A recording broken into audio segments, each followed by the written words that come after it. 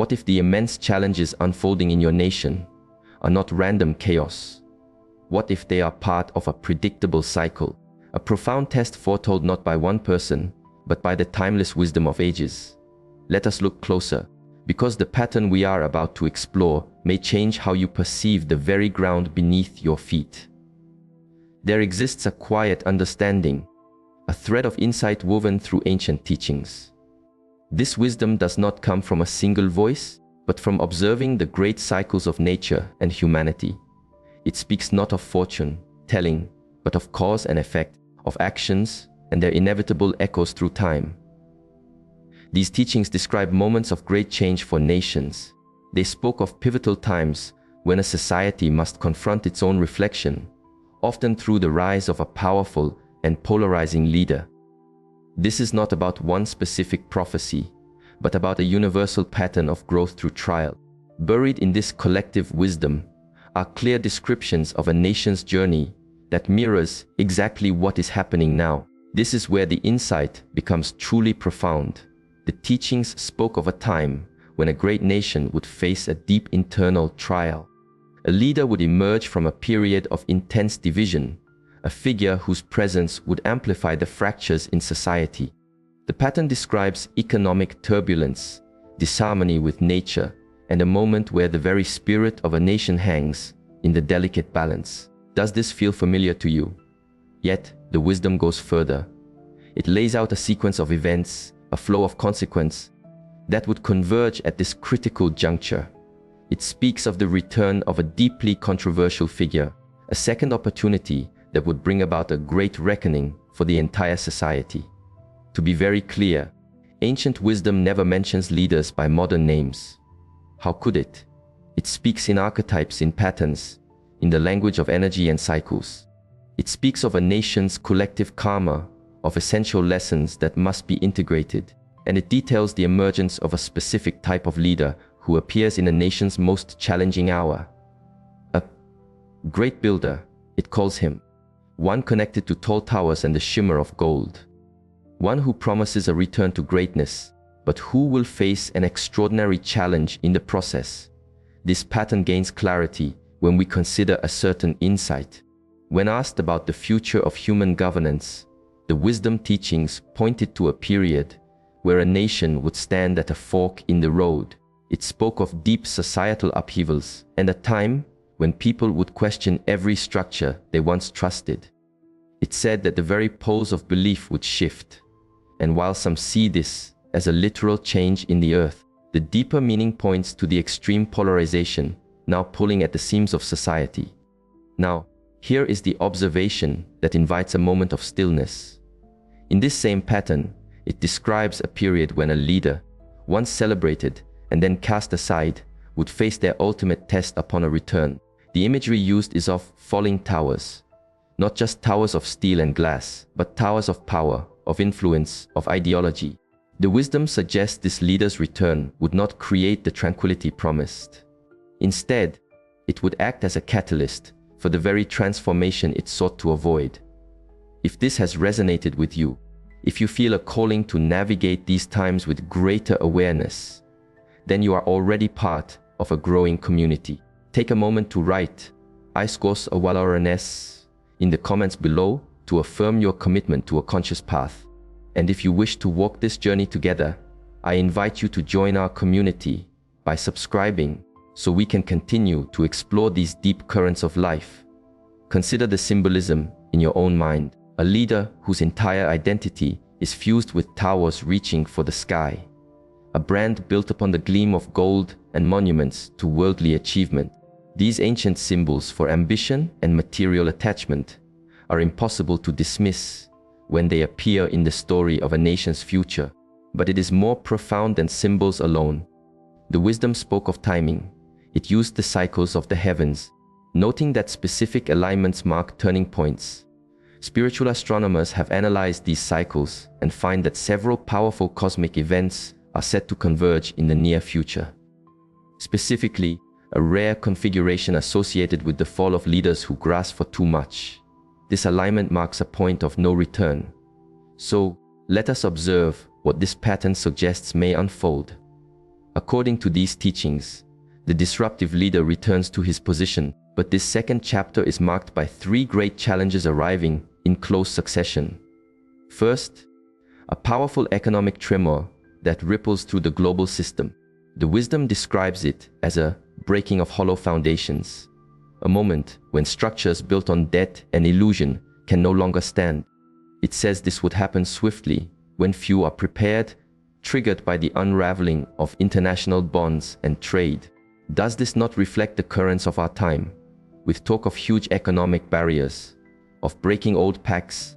The teachings suggest the leader's own actions would unintentionally unleash the very storm he claims he can prevent. This economic shockwave would be felt with its full intensity. The second challenge described is one of the natural world. Ancient wisdom speaks of the earth responding with increasing intensity during such periods. For one nation, it pointed to the eastern shores facing immense challenges with water. The old teachings were clear on this. Disharmonious human actions, especially by leaders who disregard the quiet warnings of nature, accelerate these powerful responses from the earth. The pattern speaks of floods, of extreme weather, and of the ocean reclaiming what was built upon its shores. Consider the present focus on deregulation and a turning away from environmental balance. Whether you see these policies as right or wrong, this timeless wisdom suggests that the consequences of ignoring nature will manifest in undeniable ways, and it connects this directly to the leadership in place at that time. But the third challenge is the most profound. The teachings speak of a crisis of principles, a moment when the very foundation of a nation's laws are put to the test. They describe a scenario where the leader resists the limits of his power, where established institutions are in conflict, and where the people are forced to make a choice between their perceived security and their essential freedom. The phrase inner conflict appears often, and here the insight becomes unsettlingly clear. It speaks of a specific trigger point. It calls this the reckoning for the builders, a time when those who constructed their power and fortune on unsteady ground must face a legal and public accounting. This nation's former leader is facing legal challenges unlike any who came before him. These legal currents, this pattern suggests, are heading toward a great confluence, a point where they can no longer be diverted or ignored. The wisdom calls this a test of the soul of the republic, when citizens must decide which inner values they truly serve. It suggests the outcome will surprise everyone, that both sides will be humbled by what unfolds. I know some of you may be thinking, this seems too specific to be a general pattern. That is the correct question to ask. But this wisdom is not from one mind. It is the accumulated observation of countless cycles. The patterns are undeniable because they are based on the unchanging laws of cause and effect. Arrogance leads to a fall. Disharmony with nature leads to imbalance. Weak foundations eventually crumble. The law is the law. So when this ancient framework points to a deep trial for a nation in our current times, those who listen pay close attention. So, what did this ancient wisdom see? Synthesizing multiple streams of insight, it describes a scenario where the controversial leader enacts policies that appear to create a brief success. There would be a short period, a single season perhaps, where his followers feel their faith is rewarded. The numbers on the screen may look good. Promises may seem to be kept, but this wisdom warns of a false dawn. It calls it the stillness before the great river floods its banks. In this pivotal time, three currents would converge. The economic choices would begin to reveal their hidden cost. The damaged international relationships would finally break, leaving the nation standing alone at a vulnerable moment. And the deep inner divisions would reach a breaking point, manifesting in what the wisdom calls unprecedented civil imbalance. Here is the most transformative part of this insight. The pattern does not predict simple success or failure. It predicts growth through adversity. It teaches that what appears as a catastrophe is often the necessary force for a profound evolution. It speaks of old, rigid structures needing to fall away so that new life can grow. And it says, specifically, that the leader at the center of this storm is fulfilling a purpose in a much larger story, whether he is aware of it or not. From this perspective, the leader is a force of disruption whose role is to reveal every crack in the foundation. All the turbulence and challenge serves a higher purpose. It compels a people to look inward, to question their systems, to decide who they truly wish to become. By the end of this period, the nation will not be the same. The change will be that deep. Let us now touch on something that creates discomfort. The wisdom also speaks of the potential for severe strife. It describes a period when the nation could come to the very edge of internal conflict. It shows a future where the path chosen by leaders could lead to a moment of terrible decision for those sworn to protect the nation. This is not presented as fate, but as a very real possibility, dependent upon the choices made in moments of high pressure. The trigger point, according to this wisdom, would be a contested action by the leader, an action viewed by one half of the people as salvation and by the other as tyranny. This would push the nation to the precipice. The vision is one of protectors in the streets, not for an outside threat, but for an internal breakdown. It is a fork in the path, where a society must either consciously pull back from the edge or be swept into the currents of chaos. But here is what gives us strength. In the very same teachings that describe these dark currents, a path of light is also revealed. It speaks of a spiritual awakening that can rise from the heart of the crisis. It speaks of people remembering their shared humanity, of communities finding common ground across the lines of division. It suggests the great trial could ultimately serve to unite rather than to fracture, but only after the storm has washed away all that is untrue. This wisdom even points to the timing, within a critical year, mentioning the late summer and autumn seasons as a time of peak intensity. In your nation, this is a time of midterm elections. In this vision, these elections would be a mirror unlike any before, a reflection not of politics, but of the very soul of the nation. It suggests the results will be a great surprise to all. One of the most powerful aspects of this pattern involves what is called the unexpected guide, a figure who emerges from the turmoil, offering a third way. This individual would not be a typical leader from the existing system.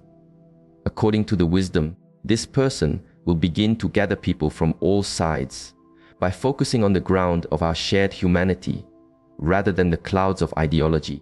The wisdom does not offer a name. It offers qualities: a healer, a unifier, one who remained outside the world of power until the crisis itself called them to serve. We can only watch and see who might embody this path as the critical time approaches. Now we arrive at the central question. Can this future be changed? Ancient wisdom teaches that the river of time has strong currents, but it is not a set path. Predictions reveal the most likely course based on the momentum of the present. But our free will, our conscious choice, is the rudder on the boat.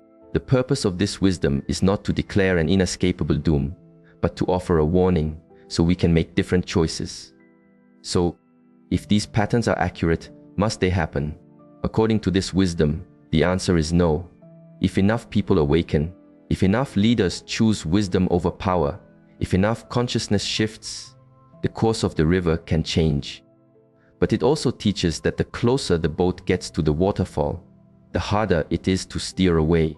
The pieces described in the pattern are visible to all. The great division, the fracturing of the old world order, the trembling of economic foundations. The ingredients for the great test are present. The question is, are you locked into this flow, or can awareness itself create a new one? The deepest insight is this: your external world is a reflection of the internal state of humanity. As each individual heals the division within themselves, the great division in the world begins to heal. This wisdom teaches that you, the ordinary person, hold extraordinary power. The future is not written by the powerful few. It is written by the countless small choices of millions of individuals. Every single day, every act of compassion, every moment you choose understanding over judgment, every bridge you build across a divide, each one shifts the collective field. From this perspective, You are not a helpless observer of destiny. You are an active creator of what is to come. What can you do with this awareness? First, do not surrender to fear. Fear is a current that pulls you exactly where you do not want to go. Second, be practical in your life. Be a source of stability for yourself and those around you, ready to help during times of disruption. Third, and most vital, commit to your own inner work. The turbulence you see in the world is also a turbulence that exists within the human heart. The great test of this time is ultimately a test for each one of us. It is about a nation's destiny, yes, but it is also about humanity's evolution, about the birth of a new awareness through challenge. Whether the events unfold exactly as the patterns suggest, whether we alter the path through our own choices, know that you are living in a pivotal moment of history, and you each have a sacred role to play. If this insight has offered you clarity, if it helps you see the deeper currents beneath the surface, I invite you to make this a part of your journey. Your commitment to awareness is the greatest gift you can offer the world right now. To continue this exploration together and to reaffirm your commitment to your own path of growth, I invite you to subscribe to this channel. Let us walk this path together, not in fear, but with clarity, courage, and a deep trust in the unfolding of life.